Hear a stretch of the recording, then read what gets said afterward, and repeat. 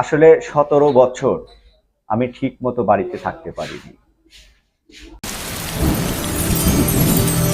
বৃষ্টির মনমরা দিনগুলো তাজা হোক তাজা চায়ের সাথে। পাবনা থেকে এটিভি সংবাদের বিশেষ প্রতিনিধি মনিরুল ইসলামের প্রতিবেদনে থাকছে একান্ত সাক্ষাৎকার। পড়ছি আমি সালমা ইসলাম। হাতের উপর সহযোদ্ধার মৃত্যু। জুলাই আন্দোলনের সেই স্মৃতিবিজড়িত ঘটনা তুলে ধরলেন বেড়া হাটুরিয়া নাকালিয়া ইউপি চেয়ারম্যান পদপ্রার্থী এম এ ছালাম মোল্লা। আছে যে আমি ৩-৪ জায়গায় আমি আমার রাত যাপন করতে হয়েছে। 5 আগস্টের আগের দিনও রাত 9টার সময় আমি যখন খেতে বসছি তখন প্রশাসন এসে আমার বাড়ি ঘিরে নেয়। আমি আমার বাড়ির দেয়াল টপকে, আমার নদীর সাথেই বাড়ি, টপকে আমি মনে করেন যে একটা ছোট নৌকা নিয়ে আমি চরে রাত্রে যাপন করছি কাশবনের ভিতরে। আমাকে ধরার জন্য আসছে। আমার অপরাধ, আমি জুলাই আন্দোলনে কেন 20 তারিখ শুক্রবার পল্টন কেন্দ্রীয় পার্টি অফিসের সামনে থাকার কথা ছিল, কিন্তু ওখানে আগেই প্রশাসনের লোকজন অফিস তালা মেরে ওখানে 144 দ্বারা জারি করে দিয়ে ওখানে কাউকে ঢুকতে দেয়নি।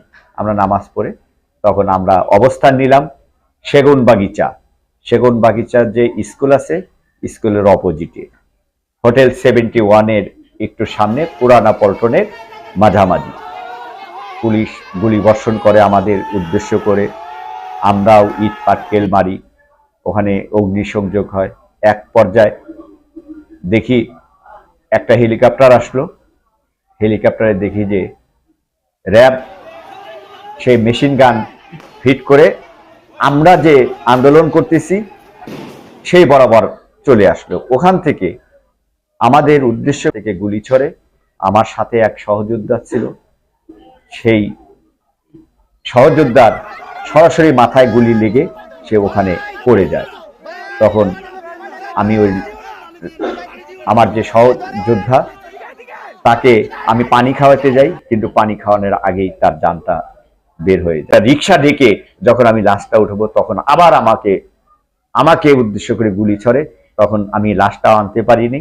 পরে আমায় কোনো রকম ভাবে আমার জীবন তাকে নিয়ে আমি প্রাণে বেঁচে আমি ওখান থেকে চলে আসি। আসলে আমি দলের জন্য কতটুকু কাজ করছি, আসলে আমার ভিতরে স্বচ্ছতা আছে কিনা, আমি ক্লিন ইমেজ কিনা, আমি কোনো অনৈতিক কাজ করি কিনা, বা অনৈতিক কোনো কাজে আমি জড়িত আছি কিনা, আমি আশাবাদী যদি বিশ্লেষণ করে, এটা যদি তারা খোঁজ খবর নেয়, অবশ্যই দল আমাকে ফেলবে না।